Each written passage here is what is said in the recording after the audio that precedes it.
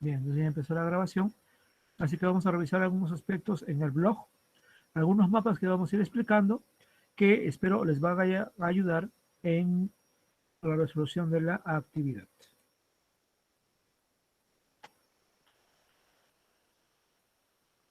Y luego vamos a ver la actividad específicamente.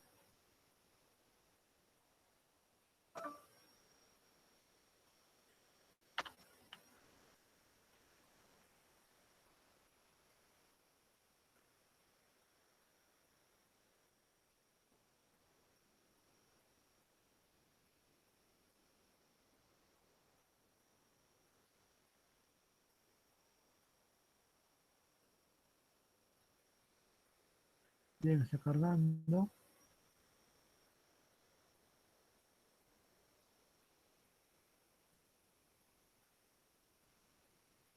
Ya.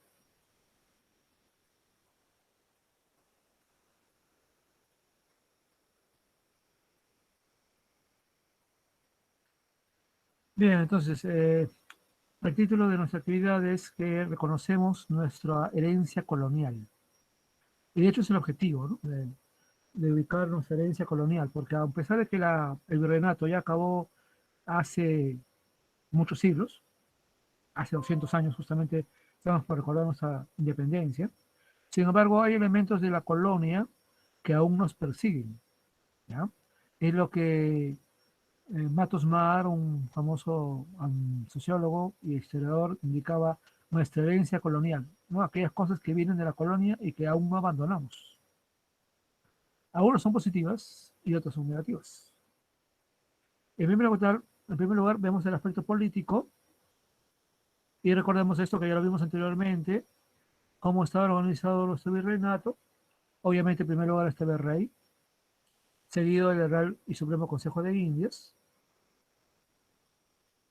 que era la institución responsable del manejo de las colonias, y justamente el rey elegía a un virrey. Nosotros en el Perú tuvimos 40 virreyes. El virrey tenía mucho poder, pero no era absoluto por completo, porque la Real Audiencia, un tribunal de justicia, era el que complementaba al virrey y lo vigilaba por un lado, ¿no? Para que el virrey no hiciera lo que él quisiera. En las provincias habían corregimientos, o mejor dicho, los corregimientos eran las provincias, donde se cobraban los impuestos que eran enviados, vamos a ver ahora, hacia España. Y los corregidores eran bastante abusivos porque, como parte de su cargo, ellos podían cobrar de más y una parte era para ellos, aparte de lo que cobraban impuestos. Los que pagaban impuestos eran los indios, ¿no? Que era la población indígena, que eran siervos del rey y estaban en la obligación de pagar. Mm, Luego van a ser reemplazados por las intendencias, esto ya cuando estábamos cerca de la independencia. Y de estas intendencias surgirán los departamentos, ¿no? Los primeros 8 departamentos que luego se convirtieron en 25, ¿no? Y en las ciudades estaban los cabildos, o las municipalidades, como las llamaremos ahora, donde obviamente solamente un grupo pequeño de personas eran elegidos para este cargo, sobre todo españoles o algún criollo. En las zonas de las ciudades también había o pueblos indígenas llamados reducciones, donde eran llamados ahí porque ahí se juntaban a los indígenas para enseñarles la fe cristiana y también para que sea más fácil cobrar los impuestos. Muy bien, acá hay otro esquema que nos vuelve a mencionar los poderes del virrey. Era máximo jefe militar, también dirigía la recaudación de los impuestos, era responsable de todo esto, lo vamos a ver ahorita. Fomentaba la industria y el comercio, representaba al rey, era la máxima autoridad, legisla la vida colonial, era de hecho la persona más importante de la colonia y era presidente de la Real Audiencia, pero como dice ahí, sin voz ni voto, ¿no? Podía conmutar sentencias, o sea, perdonar sentencias. Nombraba a los párrocos y velaba por la propagación de la fe, aunque esto último estaba más en manos de la iglesia.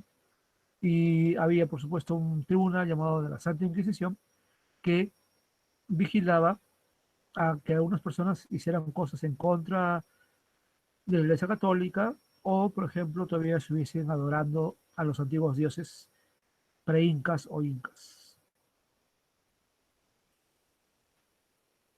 Bien, acá entonces hay un esquema, un mapa conceptual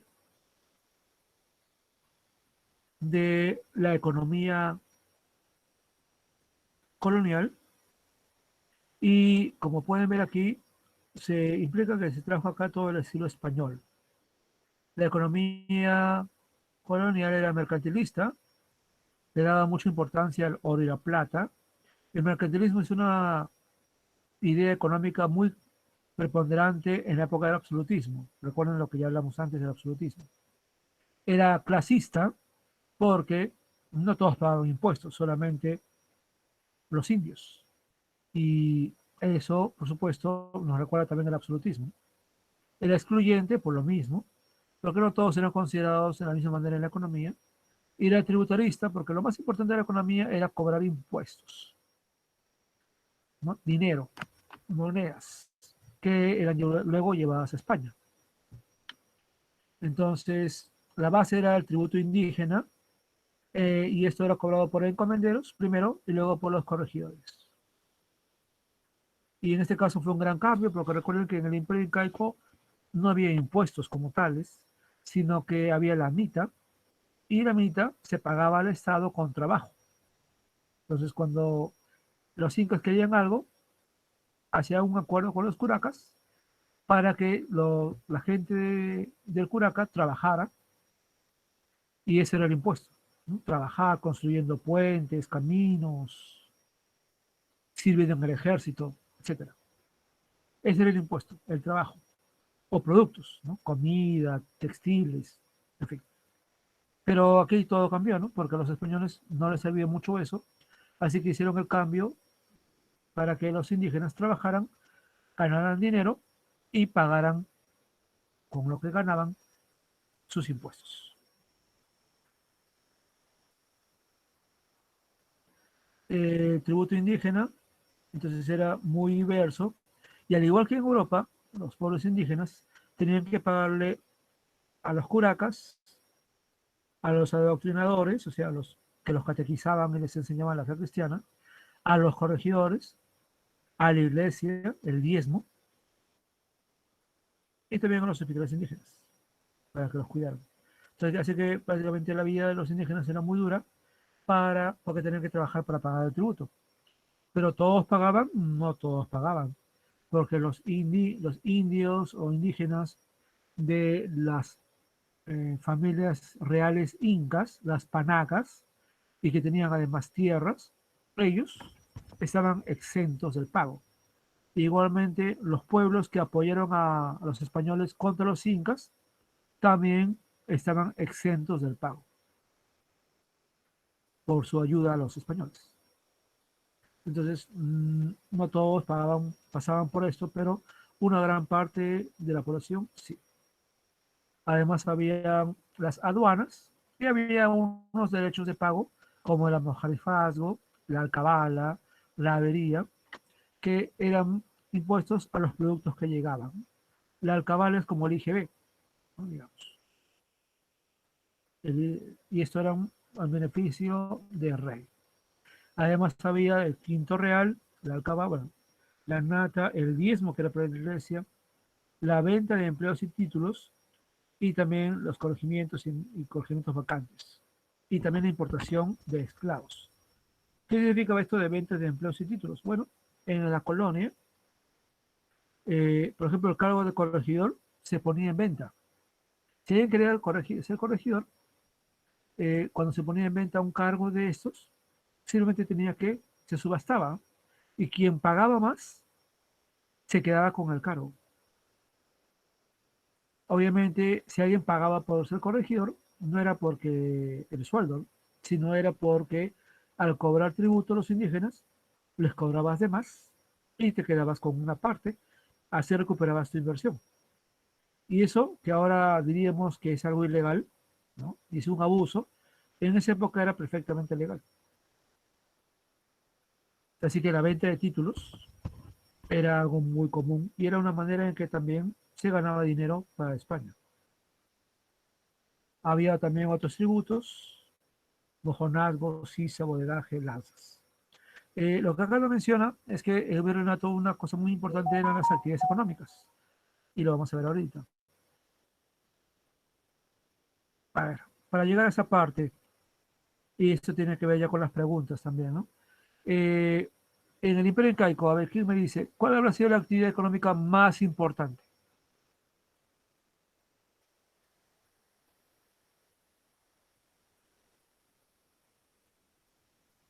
A ver, a ver, a ver. En el Imperio Incaico, ¿cuál habrá sido la actividad económica más importante?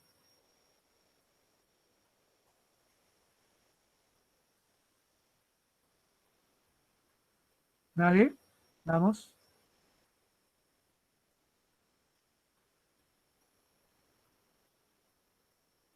¿Nadie tiene por ahí una idea?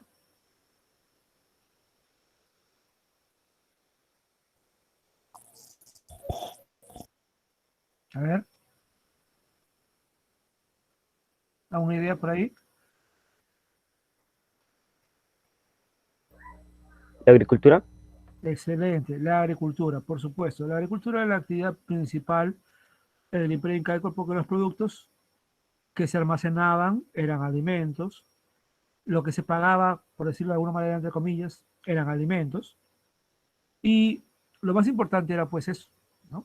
Seguido seguramente de la ganadería, ¿no? Había comercio, sí había comercio, pero era algo muy limitado, porque prácticamente una persona que estaba en un ayu tenía todo y todos producían para vivir, así que casi no era muy importante el comercio, pero sí había comercio, la cultura chincha, contemporánea de los incas, tenían todo un comercio que iba desde Ica, bueno, desde Chincha en Ica, por supuesto, hasta Ecuador y Panamá. Usaban balsas y traían productos de ahí, como por ejemplo el spondylus, un tipo de concha marina que era muy valorada porque se consideraba que era una buena ofrenda para los dioses. Es un tipo de concho que no hay acá en nuestra zona porque es propio de zonas de aguas cálidas, ¿no? La corriente del Niño. Así que las traían desde ahí, entre otras cosas, por supuesto. Y más bien, los chinchas traían de puno, cobre y otros tipos de materiales, otro tipo de cosas, y las llevaban, ¿no? Entonces había todo un comercio desde el sur, pasando por Chincha, hasta Ecuador y Panamá. Así que sí había comercio, pero no era algo que era lo más importante. Como pueden ver acá en este mapa, todo cambió con los españoles. En primer lugar, los españoles vinieron por... A ver, ¿por qué eran ustedes que vinieron los españoles acá a América? ¿Qué buscaban?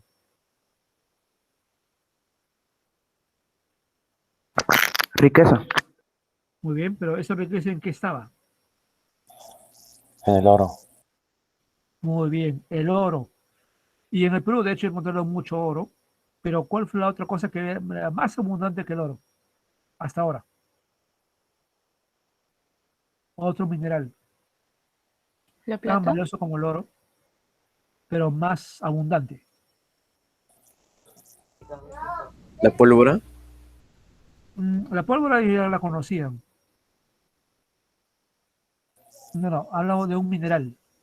Oro y... ¿Cuál será el otro? Cobre. Bronce. Cobre y Plata. bronce servían para herramientas, pero el valor no estaba ahí. La plata. Exacto, la plata. La plata. El Perú sigue siendo uno de los mayores productores de plata y de oro en el mundo. De hecho, el oro es tan valioso porque es escaso. ¿Sí? Y de hecho, bueno, obviamente se llevaron mucho oro porque encontraron oro acá, en Pachacamac. Recuerden ustedes que Atahualpa, ¿no? Ofreció un rescate por él, llenando de tesoros y mucho de eso era oro para salvarse, cosa que no lo logró. Entonces ahí mucho oro se llevó, ¿no? Se acabó, se lo llevaron los españoles. Pero lo que había realmente aquí en América era plata. Y hay hasta ahora plata. ¿Dónde especialmente? En México y en el Perú.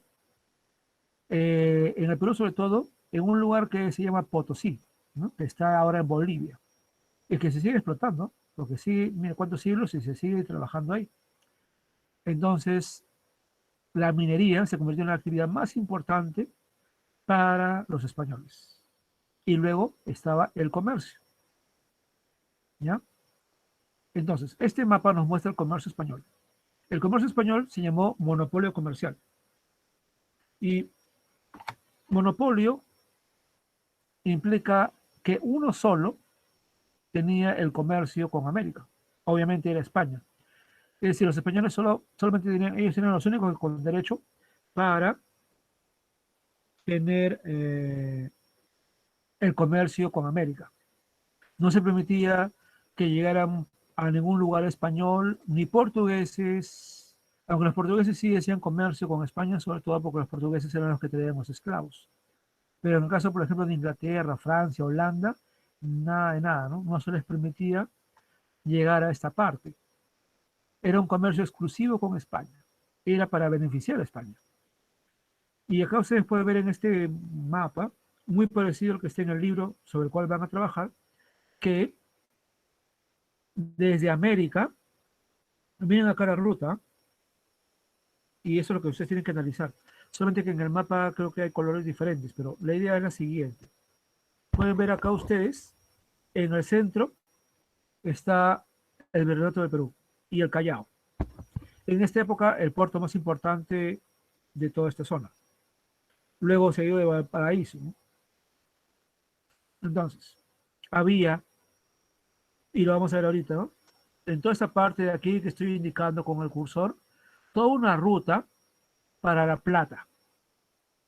Y todo eso iba, era, una vez que era recuperada La Plata de las minas, sobre todo de Potosí, que estaba, como dije, en la actual Bolivia, todo eso era traído al Callao. Del Callao, como pueden ver aquí, iba zarpaba unos barcos a Panamá, a una feria llamada Portobelo. Y en esta feria, la plata o cualquier otro producto, ¿no? Vino, en fin, eh, ropa, todo lo que se hacía acá en el virreinato que era importante, ¿no? Pero acá, ¿qué dice? Metales preciosos, oro, plata, azúcar, tabaco, cacao, plantas tropicales. Estos tipos de productos que solamente hay en América eran cargados, ¿no? De una parte de Panamá a la otra parte de Panamá, a Portobelo, y hacían esta ruta. Había dos rutas, ¿no? Había dos rutas hacia España. Igualmente, cuando algo venía de España, había dos rutas.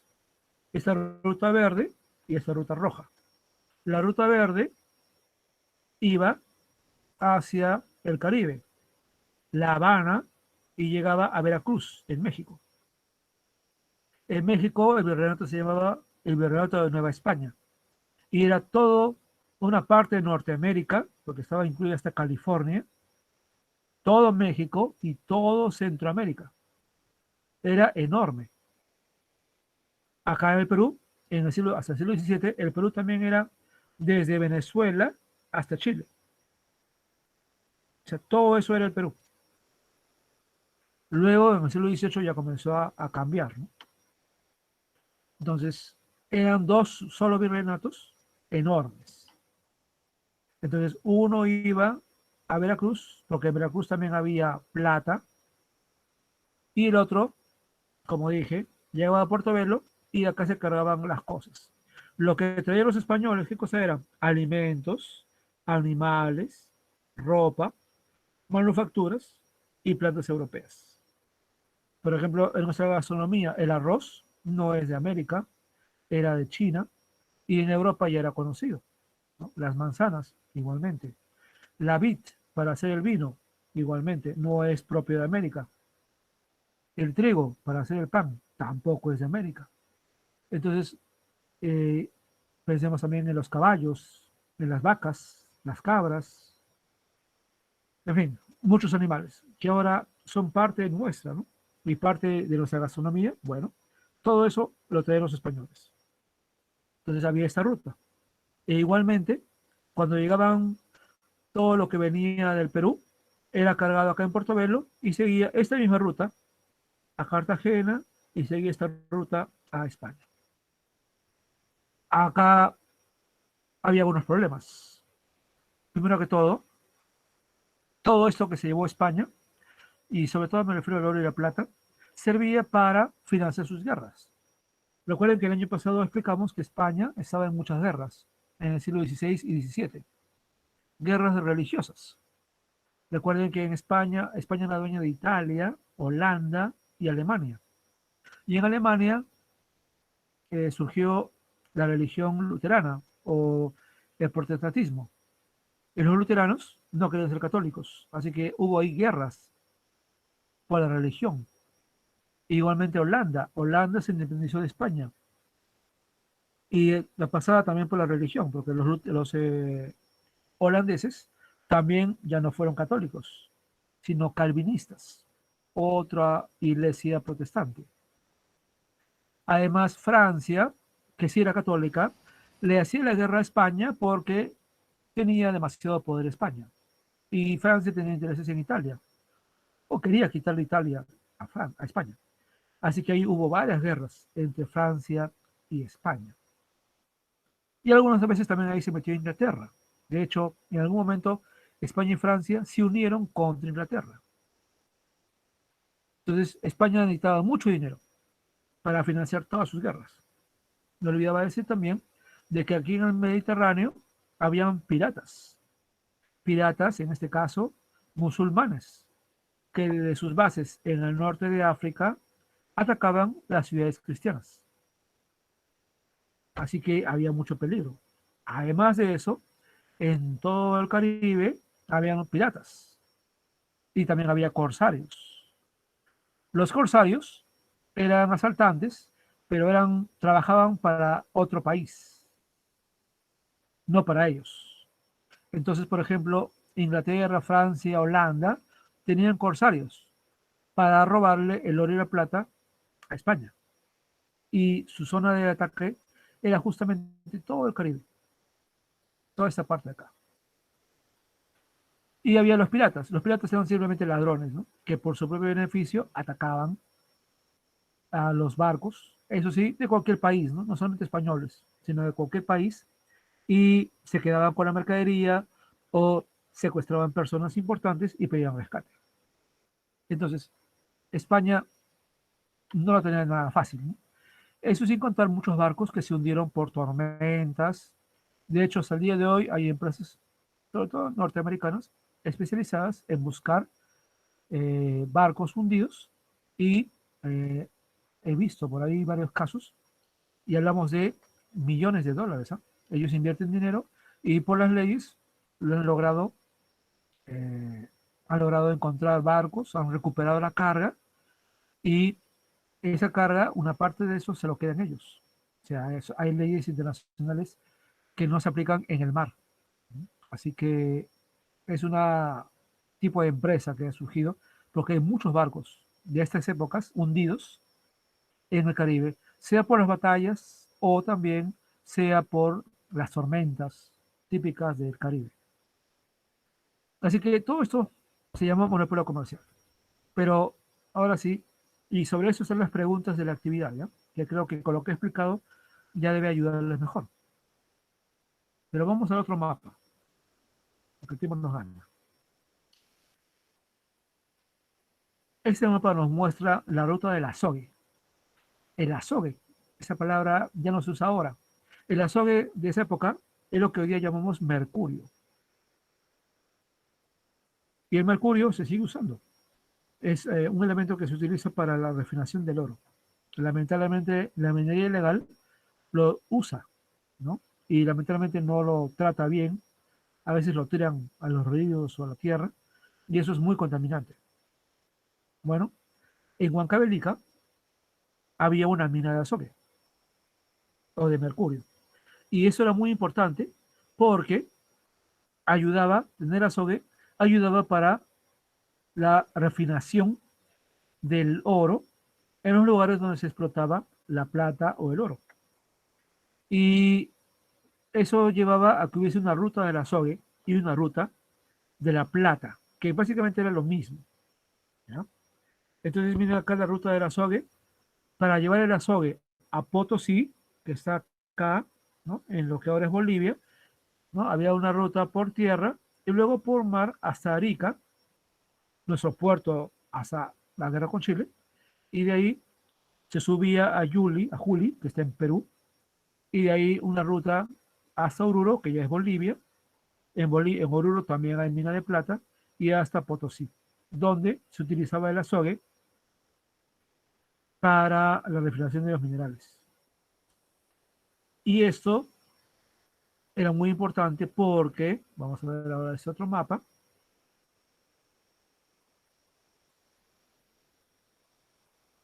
este mapa nos muestra la ruta de la plata.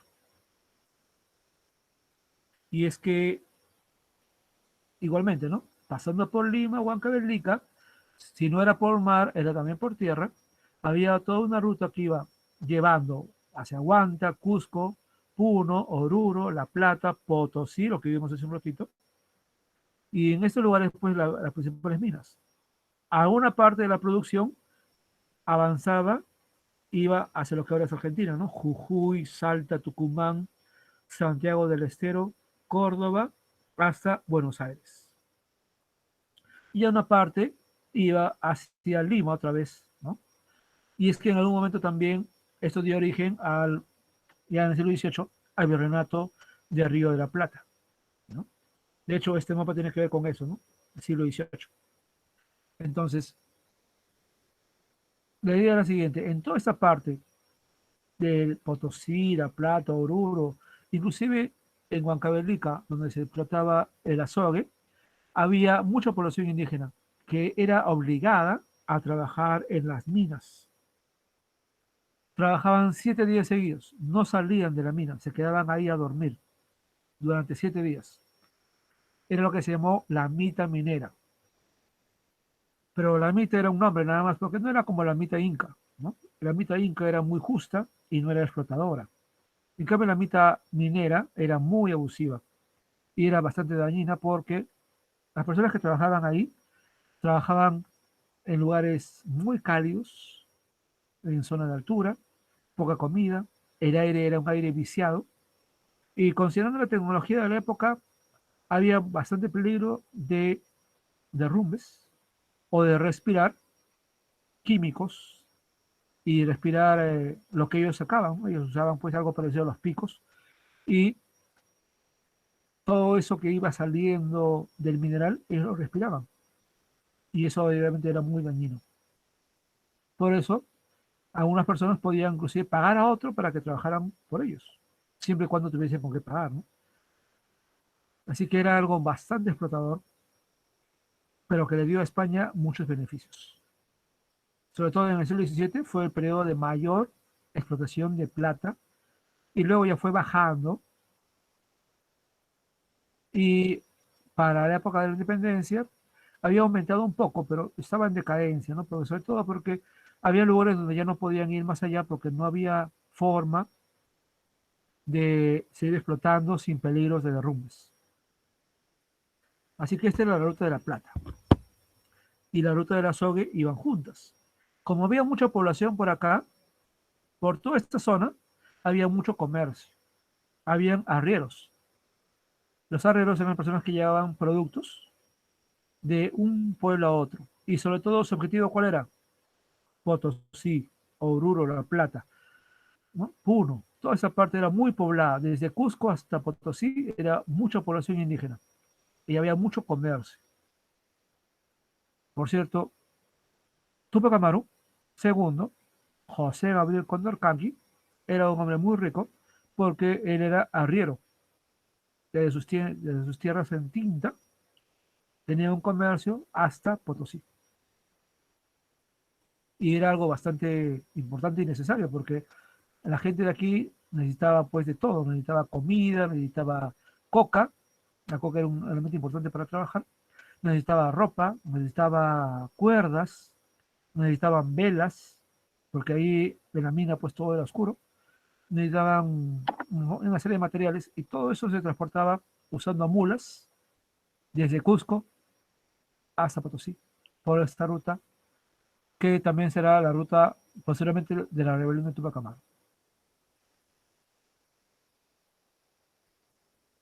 Muy bien, esto nos ayuda a entender, y espero que esto nos ayude a ustedes a entender la relación entre la ruta de la Sogue, de la plata y el monopolio comercial. Bien, en lo que nos queda vamos a ver la actividad, ¿no?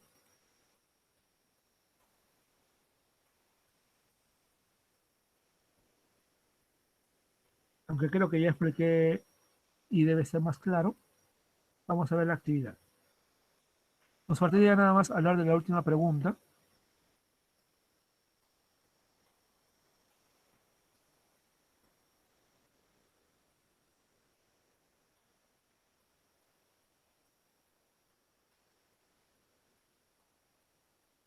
Muy bien. Así nos falta hablar de las últimas preguntas.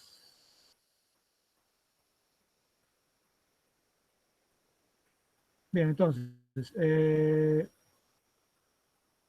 la primera pregunta, como pueden ver aquí, tienen que sacarla ustedes de la página 82 y 83 del texto. Y un poco con lo que acabo de explicar, ¿no? Semejanzas, similitudes entre algunos cargos de la colonia con funciones de autoridades actuales. Mucha observación hay, ¿eh? No todos obviamente se aplican, pero hay varios cargos que de alguna manera son muy parecidos a los que había en la época colonial. Luego, en la pregunta 2 están los dos mapas. En su libro hay los mapas que deben usar, que son muy parecidos a los que he explicado. Un poquito que esto está ya.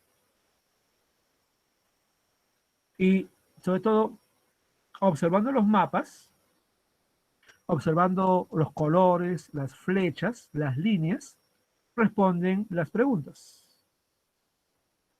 Esto ya lo explicamos. Ya. Ahí en el mapa hay unos triángulos celestes chiquitos que les van a indicar algo, lo colocan ahí. Y bueno, me parece que ya con lo que he explicado les da ayuda para esta parte. Lo que falta explicar sería esto, ¿no? La sociedad colonial. Páginas 90-91 y documentos 10 y 11. A ver, hay un elemento fundamental de la sociedad colonial. La sociedad colonial era una sociedad estamental. Recuerden que ya hablamos de eso cuando hablamos del absolutismo. Habían, esencialmente acá en el Perú, dos estamentos, pero eran diferentes a los europeos. Recuerden que en Europa había tres estamentos. ¿Alguien se acuerda cuáles eran esos tres estamentos en Europa?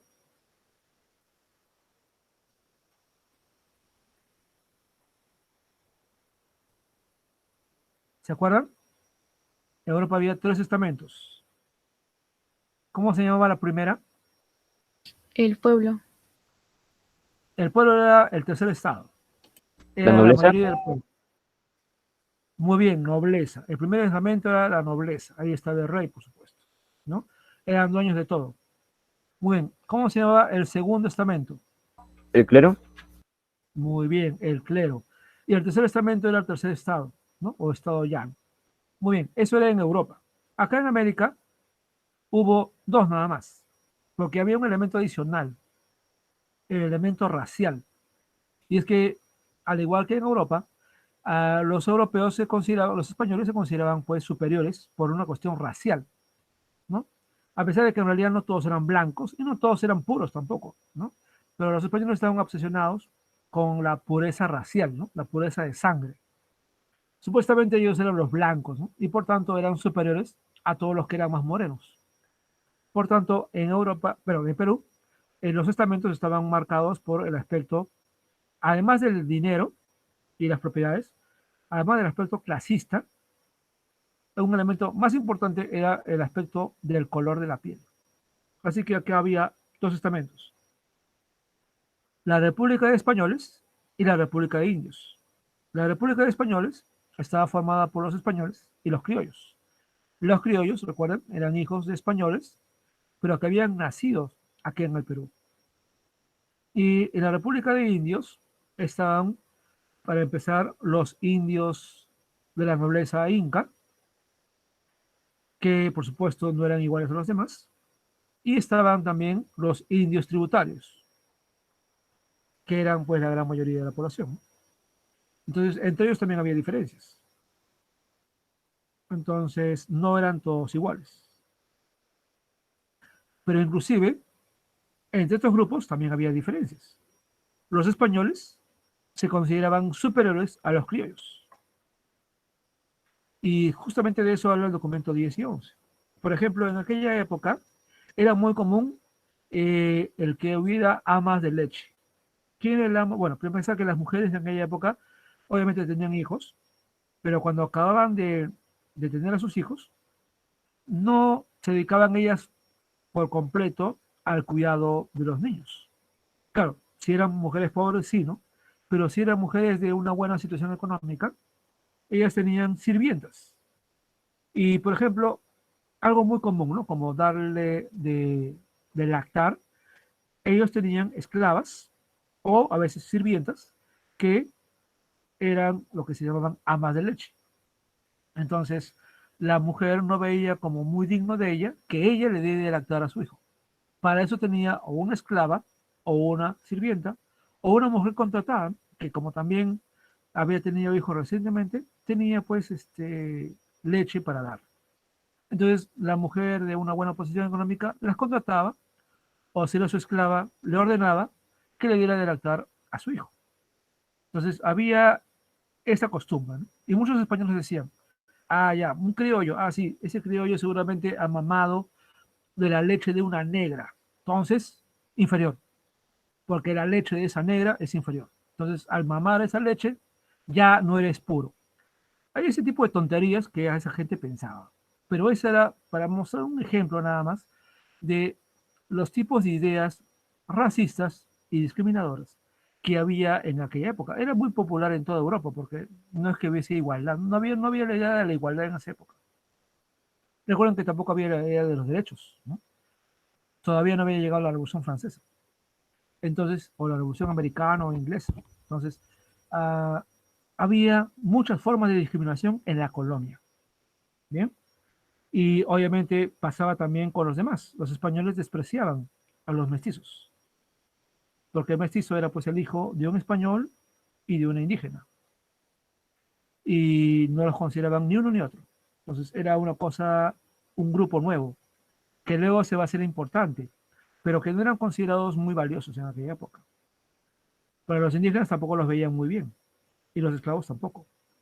Además, también había castas, es decir, los hijos de españoles o de diferentes grupos con otros grupos. Muchos españoles tenían esclavas y tenían hijos con ellas. De ahí serían, por ejemplo, los zambos y los mulatos. Y también había hijos entre indígenas y esclavas. En fin, había toda una variedad, lo que llamamos mestizaje social, ¿no? O racial.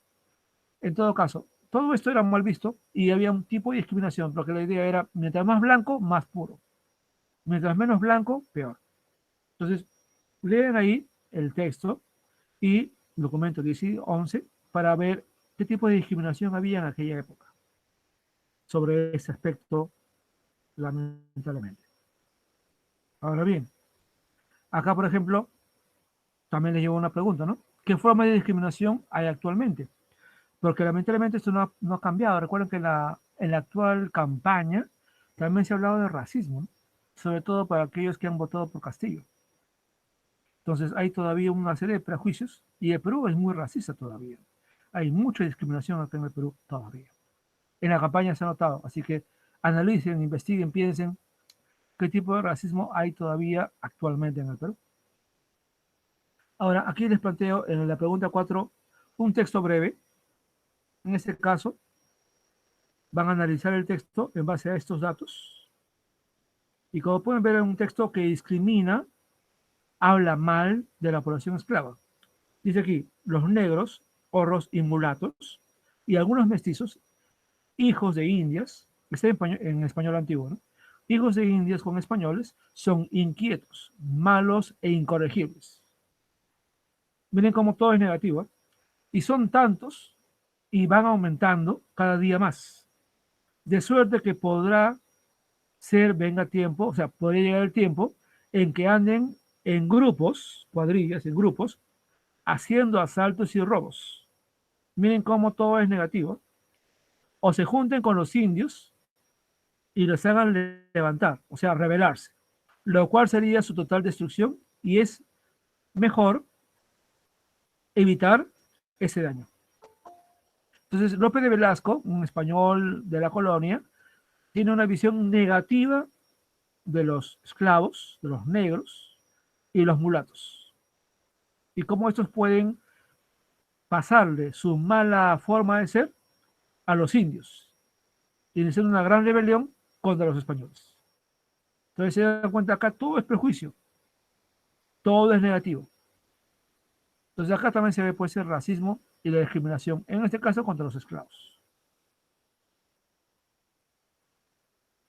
Bueno, ya acá ustedes completarán la información.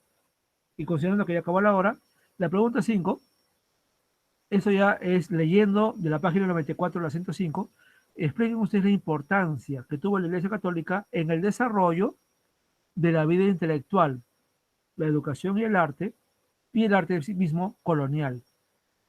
¿Ya? Solamente aquí hay algunos datos. En aquella época, la única, no había escuela como ahora, todas las escuelas estaban esencialmente dirigidas por la iglesia. Había escuelas parroquiales, como en la época de la Edad Media, y las pocas universidades que había, todas tenían en primer lugar la carrera de teología.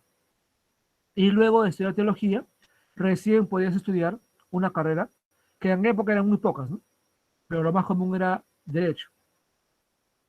Pero en todas estaba la Iglesia Católica. La Iglesia Católica tenía el control de todos los pocos colegios que habían. Y obviamente lo primero que se enseñaba era toda la fe cristiana católica. Inclusive para los indígenas, la población indígena noble también tenía colegios, pero era para ellos, separados de los españoles. Digamos un indígena rico, ¿podía ir a una escuela? Sí, había colegios para ellos. ¿Podía ir a la universidad? No, no podía ir a la universidad. La universidad era solamente para los españoles y los criollos.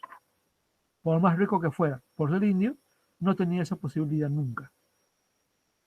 Pero por lo menos tenía un nivel de educación, ¿no? Que la mayoría de los indios no tendrían, pero decía estaba de por sí también limitado por su origen indígena. Y en cuanto al arte colonial, si alguno de ustedes se da un paseo por el centro de Lima y entra a algunos de los templos, la Catedral, San Pedro, San Pablo, San Marcelo, por ejemplo, el Templo San Francisco, o por ejemplo, el del Señor de los Milagros, cualquiera de esos templos que son coloniales, y ustedes entran a cualquier templo en realidad acá en el Perú, que sea de la época de la colonia, vamos a ver un desarrollo de la arquitectura, el templo mismo, las pinturas, muchas veces coloniales, también, que eran usadas para la evangelización, y esculturas de santos, ¿no? Diversos, y todo era para la evangelización. Entonces, sin la Iglesia Católica que hubiera promocionado este arte, porque el arte era para evangelizar, no era el arte como ahora, que es un arte para ver o disfrutar. El arte tenía una función, era para evangelizar, era para reforzar el cristianismo. Entonces no era el arte por arte en sí mismo, sino un arte con un fin. Y eso ya nos da una idea de la importancia del arte o de la relación del arte con la Iglesia Católica. Finalmente, en el reto, van ustedes a escribir un texto donde expliquen por lo menos 3 características que aún mantenemos de nuestro periodo virreinal, que creo que es bastante evidente, muchos de ellos, ¿no? Por ejemplo, estamos hablando de qué idioma, castellano. Y muchos de ustedes seguramente son católicos, si no la mayoría. Entonces, eso nos da una idea de lo que estamos, de la influencia colonial. Muy bien, ¿hay algún tipo de pregunta? Nos hemos pasado un tiempo acá. ¿Hay algún tipo de pregunta? ¿Se entiende todo? Todo claro, profesor. Muchas gracias, Natalie. ¿Hay algún tipo de pregunta? Todo claro, profesor. Ok, gracias. Muy bien, entonces si no hay mayores preguntas, vamos a parar la grabación. Un ratito.